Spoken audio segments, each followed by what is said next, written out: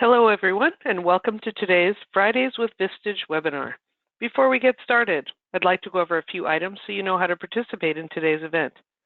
If you're experiencing any technical difficulties joining the webinar, please dial into support at 888-259-8414.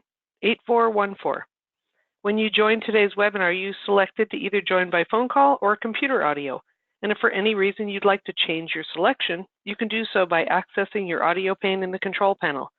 During the presentation, all participants will be in listen-only mode.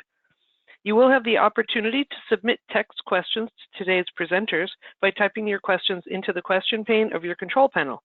You may send your questions in at any time, and we will collect these and address them during the Q&A session at the end of today's presentation.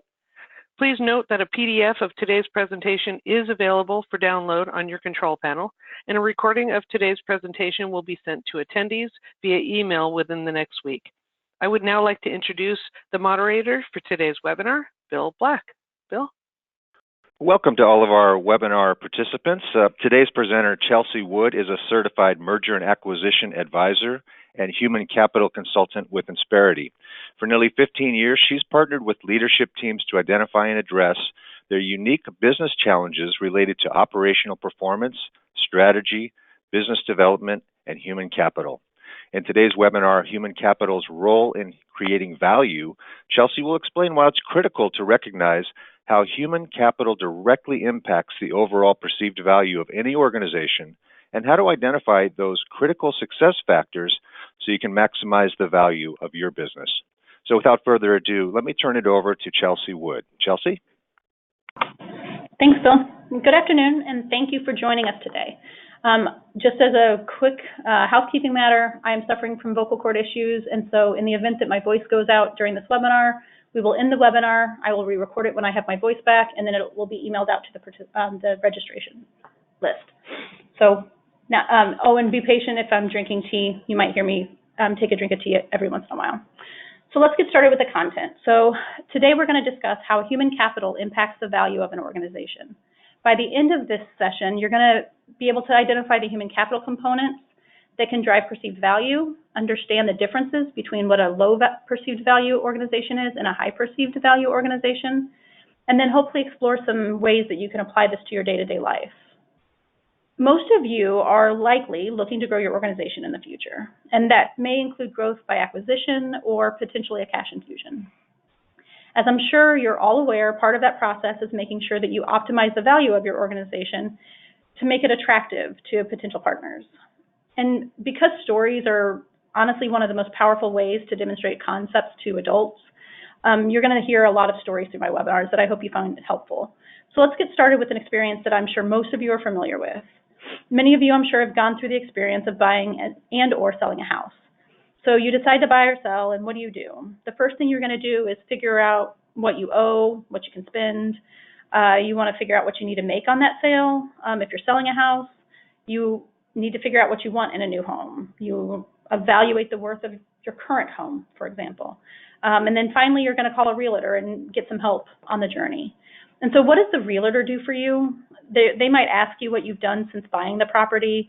They'll kind of figure out how you might have added value since taking ownership of the home. They'll assess your property and then give you a list of things to address in order to get the highest value for your home. So things like replace the roof. You'll hear things like, or you've probably already heard things like bathrooms and kitchens sell houses, so put your money there. They'll ask, what are you looking for in a property? And big question is, what are you willing to spend? And then they'll help you assess the properties, digging into information that you should be using to determine what you're going to pay for the house. They'll help you assess how the house will continue to provide value over the future while you're holding that house. But they'll also help you figure out if there's a likelihood of it decreasing in value over time. They might also recommend potential partners to use, like an inspector, to come evaluate the property. And then they'll help you figure out what a reasonable bid is based off of all of that information that you've brought, comps, evaluations, inspections, things like that. So just like the process of buying a house that we're all familiar with, when an organization is being bought or sold or invested in, the process is extremely similar. So based on where you sit, you're likely either going to be a buyer or a seller in the process. And we, myself included, are one of kind of this potential advisory partner organization, so kind of like a realtor. for transactions. So let's start diving into what you'll need to know about the human capital side of the business as you continue to grow. Anyone that has attended any of my webinars in the past may have already seen this diagram. I developed it after a conversation about multiples and valuation that I was having with an M&A colleague of mine. My question to him was really, how does your firm determine what multiple to offer? And based on our discussion, I developed this model because I knew that others had similar questions. I'd heard it my entire career. And so on paper, these two companies look exactly the same. It's looking at kind of traditional numbers that you use to assess an organization. But when trying to determine the difference between receiving a 5 multiple or a 7 multiple, he explained that they look at other factors, and those factors are company-specific risks. And so it really comes down to organizational infrastructure and maturity. So these factors are the bones of how your organization functions. So if they're done well, they ensure that an organization has higher value and less risk. There are company-specific risk factors that impact the value of your organization. These include things like your management team, leadership development efforts, your human capital plans, policies and procedures that you have in place, what level of turnover you're experiencing, how you're training your staff, and finally, what kind of culture do you have? Is it a culture of safety, and how are you addressing safety in your organization? So we're going to spend a little bit of time today dissecting all of these a little bit. So let's look at what management team means. When evaluating value, you're looking for how distributed decision-making is. You're assessing how easily operations can be managed if one person is removed from the picture. Really, you want to figure out if the value lies within the organization or if it lies with, say, the president, the founder, if that's you. I had a client who decided it was time to buy his partner out, and he knew that what he thought the business was worth. So he went to market. And so first he reached out to VC firms, and they weren't interested, which surprised him. Then he went to a private equity group, and they offered significantly lower than what he thought the organization was worth. And then he had to look at the option of a complete buyout acquisition by a strategic partner. And each transaction fell through at varying parts of the process for very different reasons. Overall, while his organization was a very strong business with, honestly, exponential growth, it wasn't a mature organization. The value was all tied up in him as opposed to the business that he had grown. So let's talk about that a little bit. This was an organization that was experiencing triple-digit growth year over year. This was a highly profitable organization that had found a niche with minimal supply. And as a result of the growth, leadership was really focused primarily on expanding operations to support the growth they were experiencing, which is understandable. But there wasn't a long-term focus on what the organization needed to support this level of growth. Rather understandably, it was a narrow mindset of really just increasing the workforce to meet the increased demands. And so as you all can probably relate, sometimes the organizational components are cast aside for the more direct revenue-related priorities. Unfortunately, this can be rather myopic because by focusing attention solely on getting bodies in seats, the organization ended up lacking infrastructure that was required to set them all up for success. And so in turn, the business suffered and long-term goals couldn't be met. So let's talk about the varying levels of involvement of top leadership. Each of these models demonstrates a different stage of maturity of an organization. So is there a leadership team that can be relied on for shared decision-making and operational responsibilities? Or as the founder, CEO, president, are all the decisions still being made by you? It's important to recognize that each of these approaches are 100% legitimate, great strategies to have based on where you are as a business. So what's really critical is that either you recognize when to, or you've already switched your approach to prepare the organization for the next stage of growth. In the event that one person is still making all the decisions, it's extremely difficult to imagine how the organization will function if they're no longer at the center, which is going to raise red flags. It also takes away from the CEO being able to perform more strategic responsibilities because they get mired down in the operational details.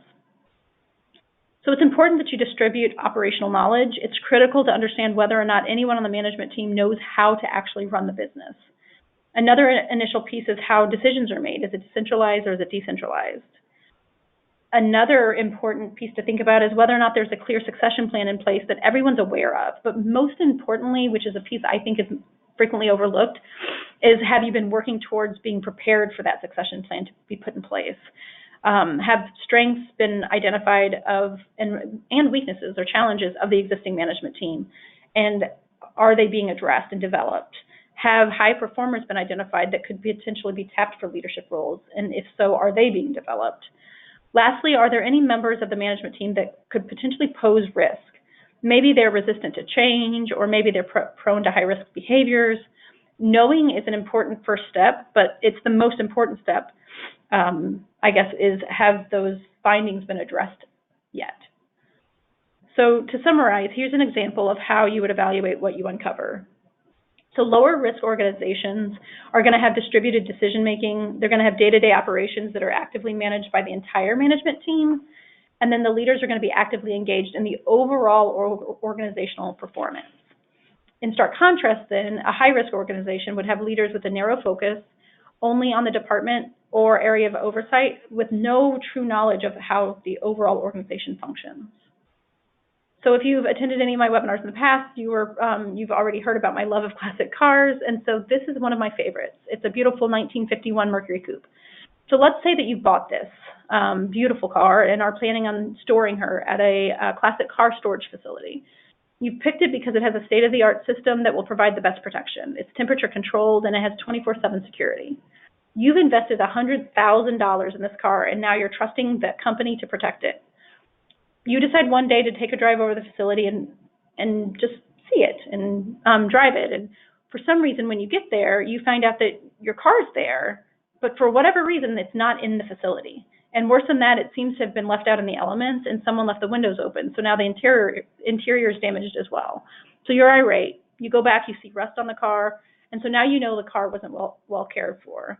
So those same principles apply to an organization. So looking at this example, the car is your business, and the staff at the facility caring for your business is your management team. They're responsible for caring for your organization and making sure the value is maintained.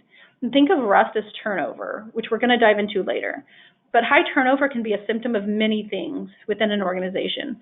Digging deeper means finding out how many people are leaving that you don't want to, which is voluntary turnover, and how many people are leaving on a regular basis, which is annual turnover. As you dig into those numbers, it can uncover risks such as poorly skilled managers, which could mean liabilities to an investor. It could mean a poor recruiting process, which means that there's going to be resources necessary to improve it. It could mean that poor hiring decisions are being made, which can translate into additional training or education time spent. So all of these are risks that will impact the overall value of the organization, as well as the productivity and therefore the bottom line. So without a highly skilled and trustworthy management team in place, potential buyers or investors may not feel confident in their investment. And if you're looking to buy an organization, you shouldn't feel confident in it either. We're going to dive deeper into these things throughout this presentation. One important aspect of day-to-day operations is whether or not it's supported by documented procedures, policies, and practices. So to look at this a little differently, we're going to pause for a second and go back to kind of thinking about real estate. So would anyone here want to buy a house if when you looked at the breaker box, everything in the house was on one single breaker? No, of course not, because we don't agree that the risk is too high, because if that single breaker blew, the entire investment would be shot. Or what about the operational implications if you have to shut down the entire system to do a very simple repair? What if you look at the house with an outdated, disorganized, corroded breaker box like is pictured on the slide? Does that give you any feeling of comfort, or do you automatically start dropping down the asking price and deducting money off the asking price? Think about my client organization, the previous example, much the same way. When there are no mechanisms in place that allow for the organization to operate without the owner, president, CEO, executive in charge, then the buyer is going to see that as a massive risk. This scenario would mean that the buyer is really buying the knowledge of the CEO or the leader versus a company that they can in turn operate and continue generating historical profits. I think everyone can agree that we would all feel a little relief when looking at a house if we saw a nice, clearly labeled, appropriately sized breaker box, because it's a hint to you that the house may actually function properly. It would be an added bonus when we see that the house was actually wired for things that don't exist yet, maybe a hot tub or an entertainment room, because it would add value because we could see that not only was it cared for, but it was led by somebody and planned for in a way that was prepared for the future. So for this example, policies and procedures can be viewed the same way. If a breaker box is unlabeled and messy, compare that to a company that has no or outdated policies and procedures that don't match practice. A potential buyer should take one look and assume they're going to have to figure out the mess of who does what, which is a process that's both time-consuming and costly and extremely risky. An important note here is that often it's assumed that someone can easily put new practices in place when an organization lacks structure, but to me that's a very costly assumption, because just because things aren't in writing, it doesn't mean that there's not a way that employees are used to functioning. And unfortunately, this is a common approach that, in my opinion, leads to both employee disengagement and to a lot of the culture clash stories that you hear when people talk about transactions. So the policies and procedures of an organization provide a sort of roadmap to operations.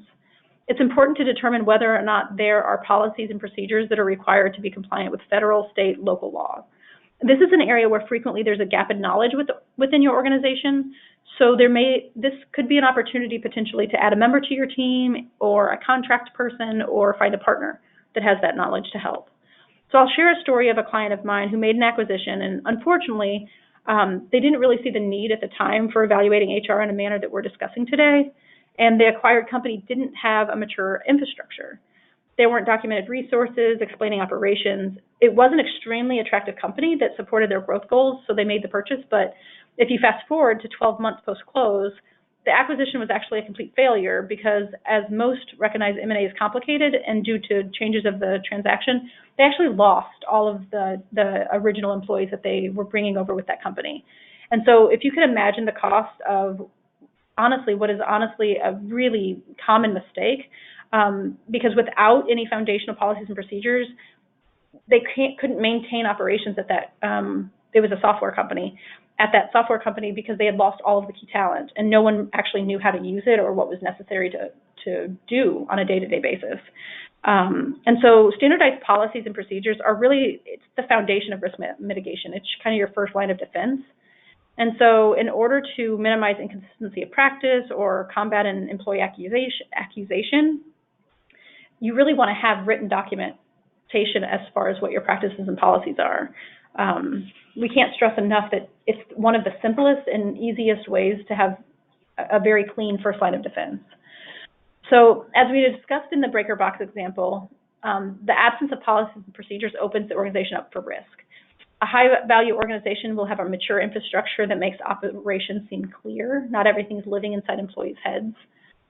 Whereas a high-risk organization is when there's no written policies, and there's so much variance in how situations are handled and how operations are, that there's the risk for mismanaging situations or people doing things inconsistently puts the organization at risk. And it's really just another reason for somebody to devalue your company, because it's kind of that unknown risk. It's not something you can quickly assess. You just know that it's out there. So let's talk about what I meant when I said human capital plan. I've noticed this term used differently at different times, and so I just want to clarify, when I'm using the term plan, I don't mean that there's actually like a documented one-page plan about human capital. To me, it's more about how strategically you're leveraging your people and your business.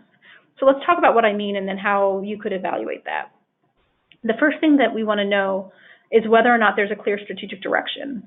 How has that direction been communicated to the employees and then integrated throughout the organization? We believe that the strategic direction sets the tones for the rest of the organization.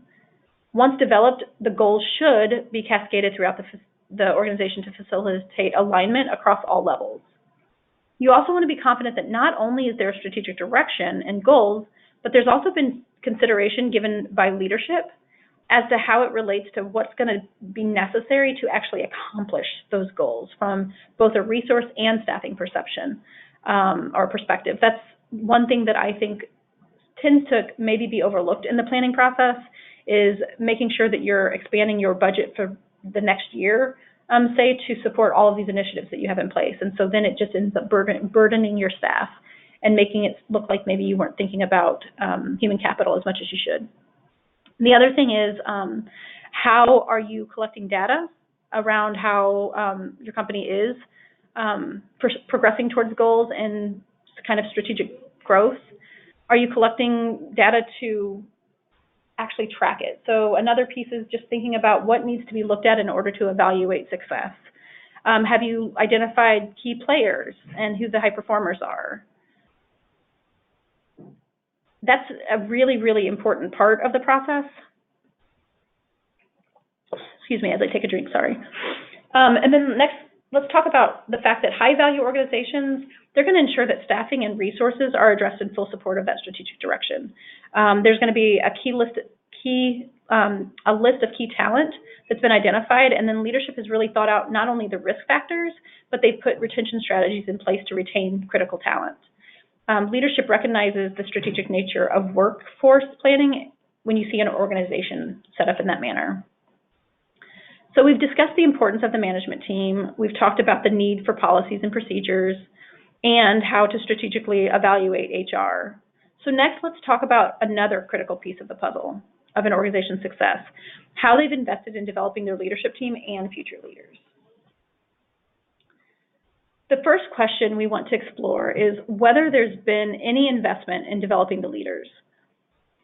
So when we talk about investment, it doesn't always have to be monetary. You can be thinking about how the organization's been assigning projects, for example. Are they assigning projects in an effort to expand the skill set of their leadership group? Are they assigning projects in a manner to close skill gaps that exist within the management team? Have they been supported? Have the leaders been supported in pursuing courses or conferences that enhance their knowledge or skills?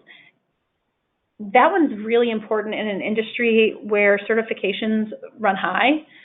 So you want to make sure that if you're looking at, say, a software company or even like a software consulting company, that there's a plan in place where the employees are supported to do all of the professional development necessary in order to maintain credentials and things. Because if not, then that's something that you want to account for in your own forecasts and in your own budgets, because it will not have been previously accounted for in the financials. You want to know if there's a clear path of advancement for high performers within the organization. Have high performers been identified within the organization, and are they being nurtured? And so when we say high performers, these aren't necessarily leaders or anyone in leadership position. It's just kind of your A players. Are A players being nurtured and identified and rewarded? Is development a regular part of conversations for the leadership team, not only just among the leadership team, but also with their direct reports? Is there a culture in place of self-directed development? Or, and this is a big one, are development opportunities viewed as punitive? So if someone is assigned a project or given something to do they feel like it's because you're trying to develop them and strengthen their skills? Or is it because they think they failed something and aren't good enough and are being asked to do it because their job's at risk? And so those are two different situations that we run into in our day-to-day consulting business, and it's so important that if that is the culture that exists either at your organization or organization that you're potentially thinking about partnering with, that plans are put in place to shift that, because that can be extremely detrimental to not only employee engagement, but to succession planning and overall success for your organization.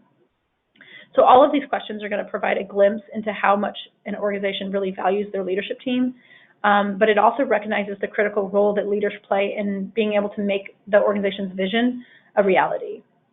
And please know that the questions that I'm sharing with you aren't meant to be an exhaustive list of best practices. They're really, it's just a list of ideas and practices or policies for you to consider as you continue to grow.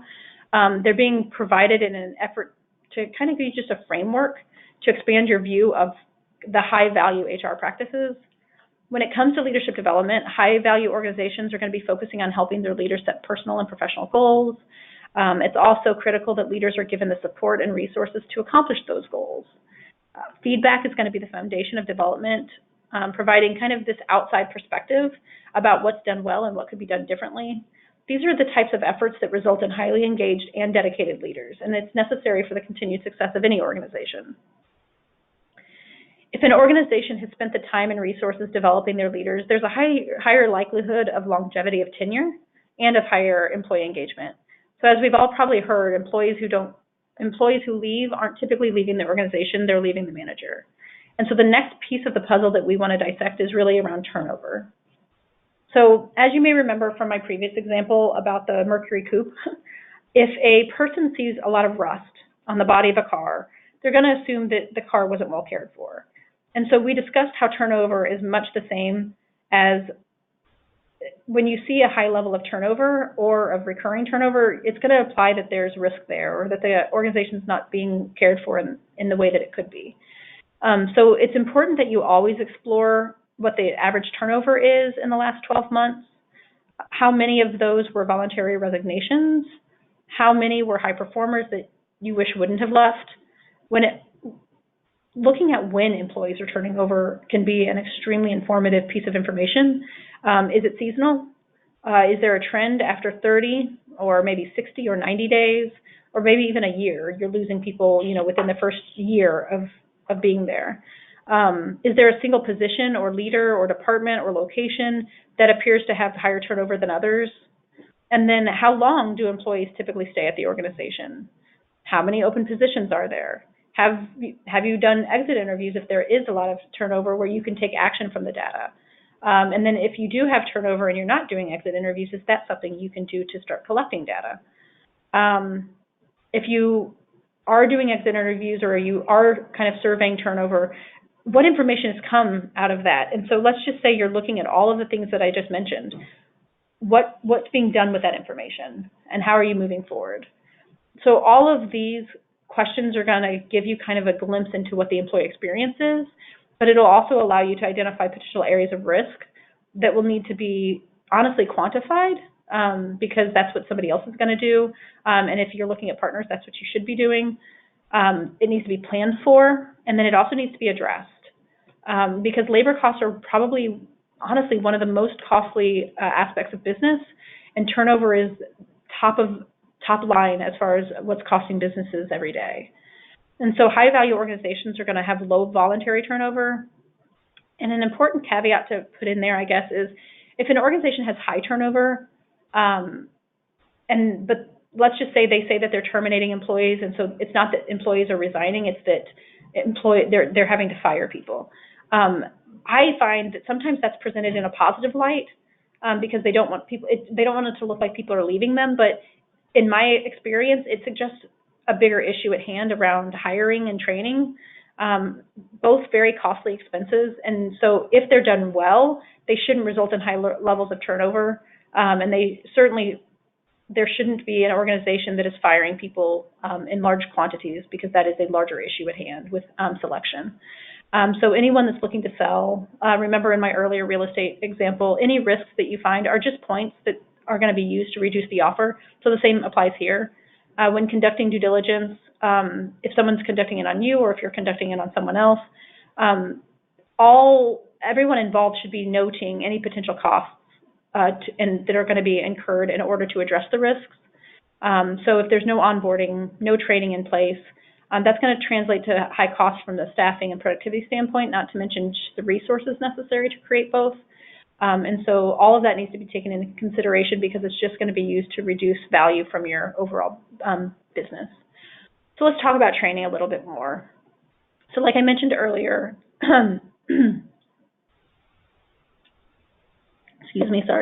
Like I mentioned earlier, an important part of building an engaged workforce is ensuring that there's a structured approach to onboarding.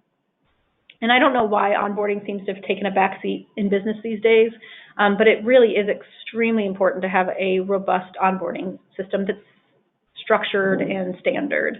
If an employee is brought on board, how are they trained? Is there job-specific training that's provided? Is there structured training that's provided? Is it consistent? Are you monitoring progress? Are you monitoring improvement? This is fundamental to having a high-performing organization. The organization can't succeed if the employees aren't clear on their roles and expectations, and then how to effectively complete the day-to-day requirements. The other piece to look at is training handled by a subject matter expert that's within the organization. So like a single person, are they handling all the training? Does it basically live inside their head? Because there needs to be written documentation to support training. Things need to be done consistently, because without consistent documentation or standard process, there's really a high level of risk associated with potentially the loss of institutional knowledge, as well as when things are done inconsistently, there could be performance problems. There can be, honestly, some perceptions could be drawn that you're not setting a certain candidate up for success if they don't receive as robust onboarding as others. And so it's an area of risk that I think people underestimate. You want to look to see if people are receiving regular training as it relates to regulatory requirements, if there are any for the business, which most businesses have at least OSHA type training requirements, and most should have safety training. Do they regularly get developmental training? Is training monitored and tracked consistently? And then can you actually get access to training records in the personnel files? All of those things are going to be required of you as an employer to produce in the event that you're ever audited, so it makes sense then to make sure that the potential partner is looking for those things. Does the organization view training as important enough that they've actually allocated funds specific for employee development? To me, that's a great, I'll call it a green flag instead of a red flag. Is there a process for employees to request training or development opportunity that they feel is critical to success? Or does the organization feel like, certain requests shouldn't even be made? And if they actually do allow requests to be made, how are those requests evaluated? And then how is it communicated back to the employees if it's denied? Because that's a big issue for engagement. What training has been done in the last 12 months? Has all required training been done this year? Are there gaps? Are there people that aren't being trained? And if so, why? Is there a legitimate reason for it, or is there a gap in kind of their employer responsibilities? A big thing that I feel, again, isn't done very often because training's not cheap. It takes time for employees to go through training programs, is the organization training if changes are made? So is there some kind of education being done if, say, they do actually have policies and procedures and a change is made? Is there some kind of education so that all employees are aware of the new practice, the new policy? And if they are doing that, are they documenting that it's being done? The other thing is the training actually being designed by a subject matter expert that actually knows training concepts and how to appeal to adult learners and how to engage and train for retention?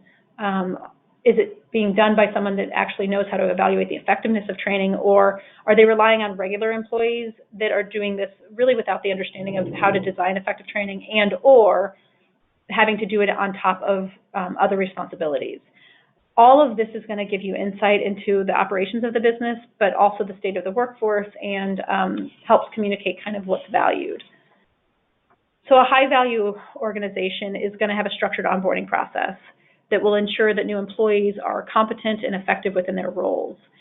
They're also, which is a practice that I'm actually seeing happening a little bit more often, and it's getting more kind of talk in articles and blogs and things, is that there's regular check-ins.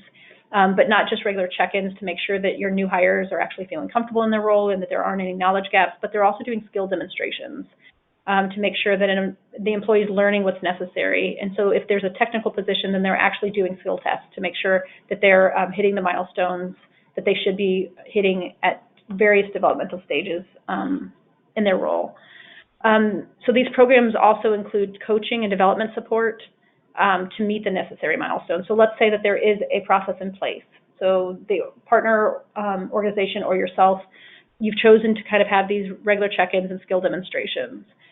It's also really important that there's a plan to do after that. So let's just say the organization says, yep, we have regular 30, 60, 90-day conversations, and we document it and put it in their file. And so the next question should be, okay, so what do you do? How do you handle if someone's not performing? So let's say you're doing skill demonstrations and they don't meet the requirements. What's done next? And so coaching development support should be discussed. They should potentially have some kind of process to walk through. That maybe they take them back 2 steps and make them do everything they've done for the past 2 weeks again.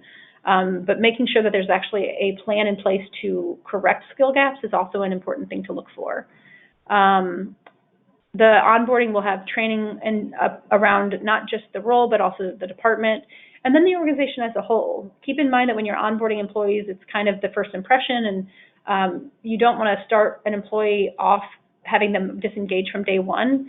And so the best way to have them engaged is to get them connected to your organization, to why you're doing the work that you're doing, because it's hard to come back from somebody disengaging right away. And so the onboarding needs to not only include department orientation, but also organization as a whole. Highly effective training program or process for new hires and existing employees is honestly one of the best ways to build an engaged workforce. And in my experience, when you look at practices and policies and things that are in place at these top employers of choice, they always have a really strong onboarding program. So I guess the last thing that that we want to kind of dive deeper in is workplace safety. And I mentioned it briefly when we were talking about training requirements. But I want to take a minute to recognize a common misconception that exists. Excuse me. Safety, it goes beyond the traditional mindset of really only being important to like certain quote unquote industries. And so a lot of times when we're talking to people and we talk about safety, I don't know, I feel like I almost always get this look, and then somebody, you know, never fails to say, well, we're not in manufacturing, so we don't really worry too much about safety here. But everyone should be worrying about safety if you're an employer. I want to make sure that people don't dismiss this category because all employers have an obligation to maintain a safe work environment. That includes designing office space that employees can quickly escape in the event of an emergency. But it also means designing a workplace that's ergonomic and minimizes injury to the employee. And this is one area that I feel like that organizations aren't paying quite as much attention to, is just making sure that you've got a solid workplace safety protocol in place.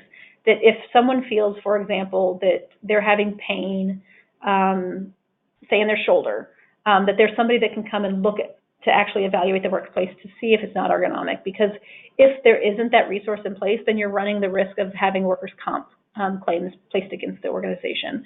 And so making sure that you're proactive and you have somebody that can come and say, you know what, this isn't set up in the best way possible, so is one way that you can mitigate that risk. The other thing to think about is, honestly, the workers' comp expenses is probably one of the largest expenses for office environments. And so I think that people think about the cost of kind of office equipment and furniture as, you know, keypads, mouse pads, monitors, wrist pads, they're all frivolous. But in the end, they're expenses that they're going to pay for themselves in mitigated risk, because workers' comp claims can grow if people aren't working in a way that is actually productive to their own body's health. So workplace safety really is something that everybody should be thinking about.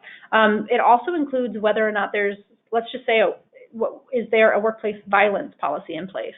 Have you discussed what to do, unfortunately, in the world that we live in today, how to handle if there's an active shooter situation? Is everyone aware of how to handle someone in the building that they don't recognize? Is there a policy that kind of talks through how to handle it? Do you have locked entrances? All of these things show that an organization has taken kind of this proactive approach to mitigating potential risk in this area. And so those are the things that you want to look for, or that you want to put in place if you're looking to grow. The first thing to explore is looking at existing safety policies. So number one, do they have them? And number two, what are they, and are they well drafted? The second thing that you want to think about is, how are they communicated? Are they communicated in a way that people actually know what to do? And are they communicated when updates are made and changes are made? And then the last thing that's really important and can't be done, and if you're doing a deal, it can't be done until later in the due diligence process, but if you're just talking about building the value in your organization, it's making sure that they're practiced, that people are actually practicing the policies and that they're not just written. The other thing to look for is, what, if any, safety events have been occurred over the last, let's say, 12 months. And if there were safety events, how were the events recorded? How were they investigated? How were they communicated? And then how were they mitigated? All four of those are important steps of the safety process, and you can carry costs if not done appropriately. And then the next thing is, are there any recurring safety issues that are going to need to be addressed, or that need to be addressed within your own organization? How are employees encouraged to maintain a safe environment? Are employees treated punitively for errors or reporting concerns? Because if they are, you're going to not have a safe environment, because people don't feel comfortable being honest. So you're going to want the focus to be instead on identifying errors and establishing corrective actions, and less on getting in trouble if an error is made. So let's talk about what a high-value organization looks like. So high-value organizations have a clear focus on maintaining safe environments, because they really do understand the direct correlation to the bottom line. These organizations have deeply ingrained safety practices. They're documented, they're communicated, and they're consistently practiced. They include steps such as filing the event record, notifying required parties, establishing any necessary follow-up, and then integrating changes to prevent future errors. And that's a big thing. Anybody can pull a safety policy off the internet, but making sure that there's actually a process in place for integrating changes to prevent future errors is just another one of those what I would call green flags, showing that they're taking a very proactive approach to safety. Whereas a low risk organization will also really be focusing on identifying the root cause, as well as increased reporting. High risk organizations are really approaching safety issues very punitively, which, as we all know, is just going to cut down on the amount of things that are reported. So if there's a policy in place that basically says if you make this, one error is this, 2 errors is this, 3 errors is termination, if there's no policy in place as far as how to practice, then honestly terminating is just going to make people not admit those errors, which is going to cause bigger issues in your organization. So now that we've talked about the management team's autonomy, we've talked about policies and procedures, leadership development, training, turnover, and safety. I'm sure somebody on the call is probably wondering why I haven't mentioned culture yet, because I feel like I almost always get that call or that question after finishing a webinar like this.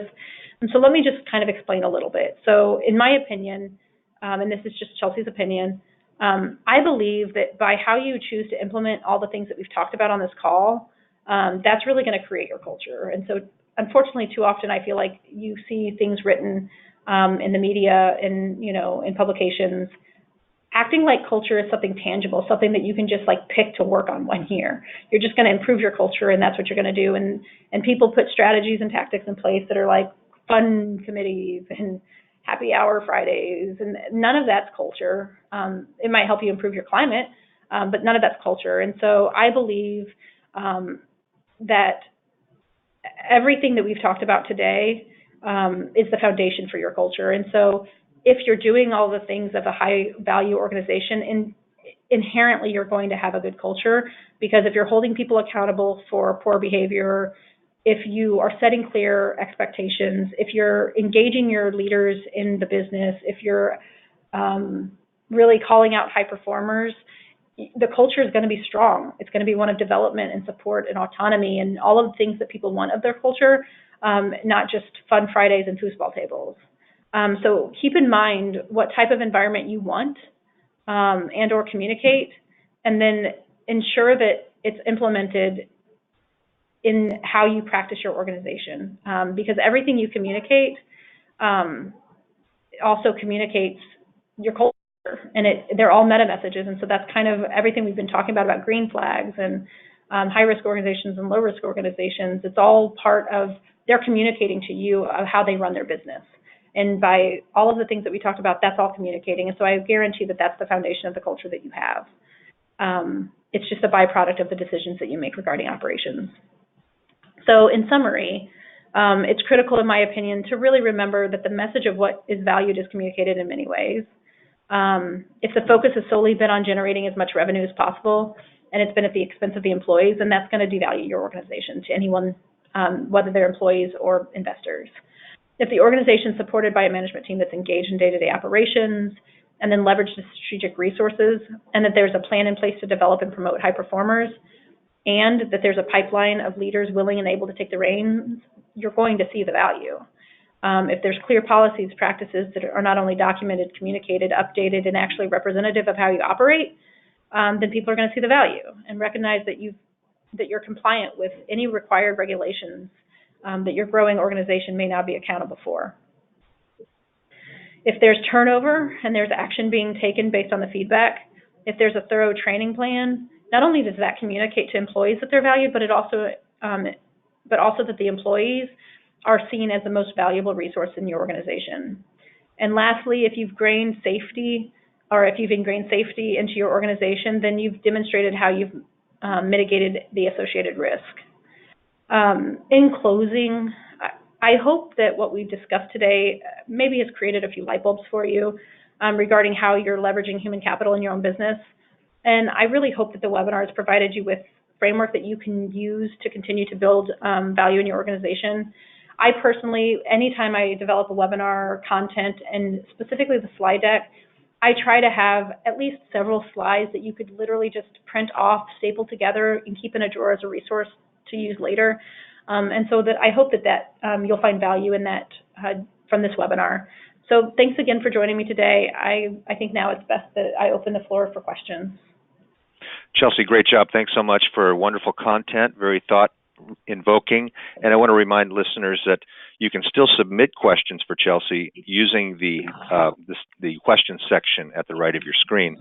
Chelsea, we have several questions in. First one would be, at what point should an organization have designated HR resources? That's a really great question. And if questions are submitted that I don't answer on the call, please know I will follow up with you individually to ensure that your questions are all answered. And so we'll do what we can fit now. So as far as when an organization should get an HR, kind of their own HR team, or come up with a plan for designated HR resources, I feel like we get this question a lot. And I think it depends on the complexity of your business.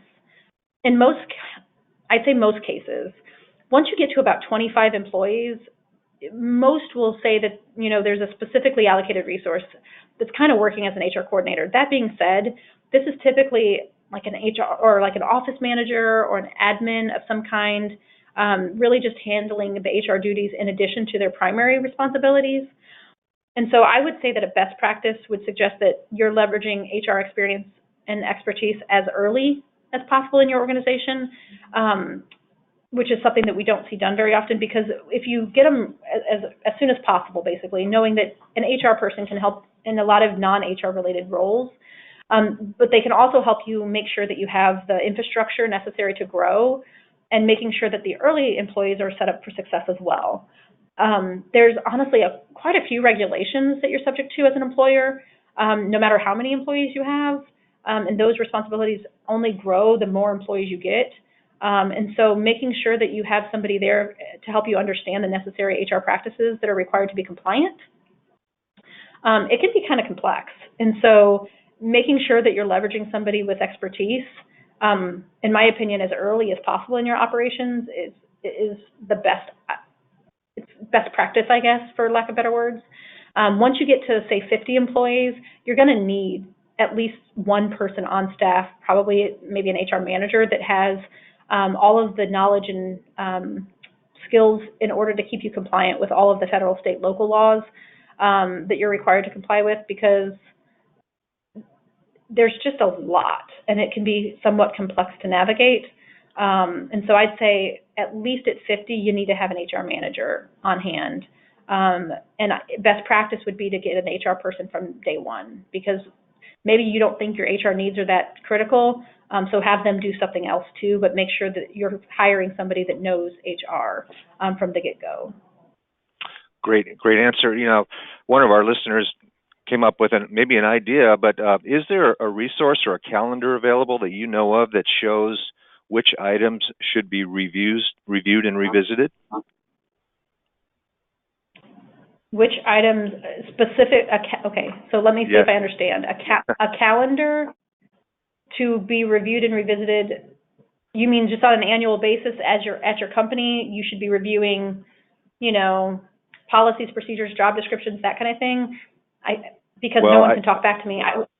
What I have here, what I think is meant is there like a visual calendar that says, hey, on this date you should be thinking about this compliance issue or this review issue or something like that. I would imagine that would vary by state, wouldn't it? Yeah, and honestly, municipalities. So there are cities now that are putting employer requirements in place. So there are some resources available through, the lovely internet where you can use it to make your own. And so I will be more than happy to send out kind of what I would consider to be a list of, reputable go-to resources for people to leverage. But unfortunately, because it is so specialized by not just state, but also city, I don't know that there would be a universal one that you could even Google. I will say that it's a good practice to put in place to have a calendar of reviewing job descriptions, reviewing policies, that you do within your own team. but not something that like everyone should follow, just Yeah. something that you kind of put in practice so that you're doing these things annually.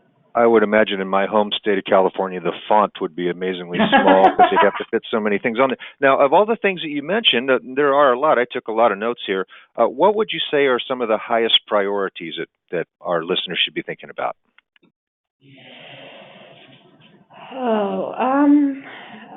Well, since I can't say all of it, I would say to me it's probably just making sure that you're involving your leadership team in day-to-day operations, which is something that I see leaders struggle. So we work with small and medium-sized businesses, and it seems that whole span of control and people letting go and delegating seems to be a little bit of a challenge for people.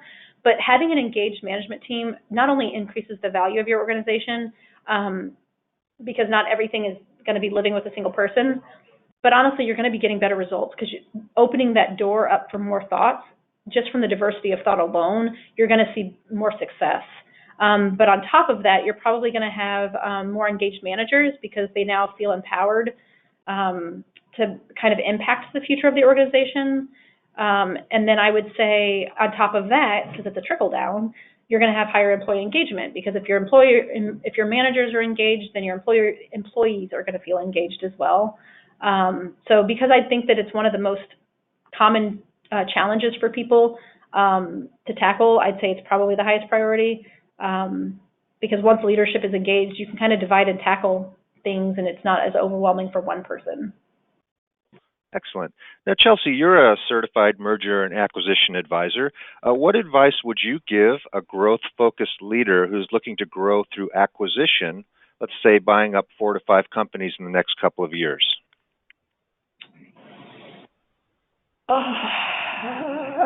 My biggest piece of advice, I guess, to anybody that's really growth-focused is just be intentional. Try to always think about unintended consequences of the decisions that you're making. If you're looking at acquisitions while you're evaluating the business, also think about the future business and then how changes that are being identified are going to impact the employees as well as the client base, and plan accordingly. So make sure that you're bringing things that you identify in due diligence as potential challenges into integration, and make sure that those plans that you're putting in place mitigate those challenges to the best of your ability. So if you notice that the benefit package isn't one that you want to support, and that you're going to be taking these 4 things away, communicate that as quickly as possible, and please don't sugarcoat it. There's no nice way to say I'm taking away a benefit, and in doing so, you're just going to disengage the employees more. And so be frank, be the good, the bad, the ugly, and say this doesn't align with practices, and so this is going to be the day moving forward. And so I would say not just to be transparent to all key stakeholders, but also to engage them as soon as you can, because that increases buy-in. So communicate what you can, when you can, involve them in the decision making. I guess the other thing would be get your own house in order first. We all know that if you are looking at an investor or you are looking at an acquisition, reverse due diligence is a thing. And so it's kind of hard to bring 2 organizations together when they're both messy. And so make sure that you refine your own policies and procedures, because it really does just make everything a lot smoother. And I guess the last thing would be educate your leadership team on M&A. I feel like that is never done, and it always overwhelms your leadership team. It smacks them in the face.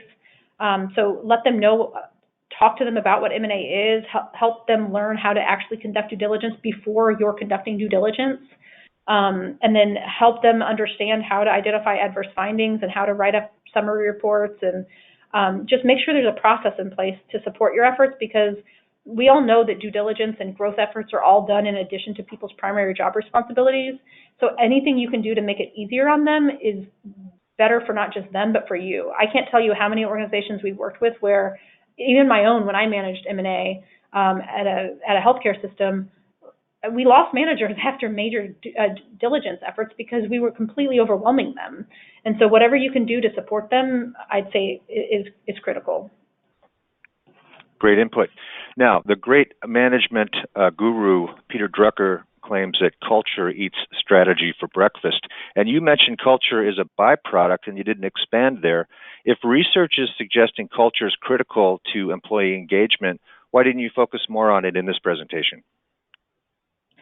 Well, honestly, it's kind of, I hate to say it's kind of the antithesis of who I am, but I started my career really talking about culture, and that's kind of the hot thing to do. But in my experience, what I've learned is that culture can't be tangibly worked on. Like, you can't just grab culture and say, we're going to work on it this year. What you can do, however, is focus on all of the organizational infrastructure things that create that culture. So if you have a quote unquote culture problem, there's a root cause causing that culture problem. And if you don't address the root cause, no matter how many things you put in place, it's just not going to fix it. You gotta get down to the root of operations and fix operations.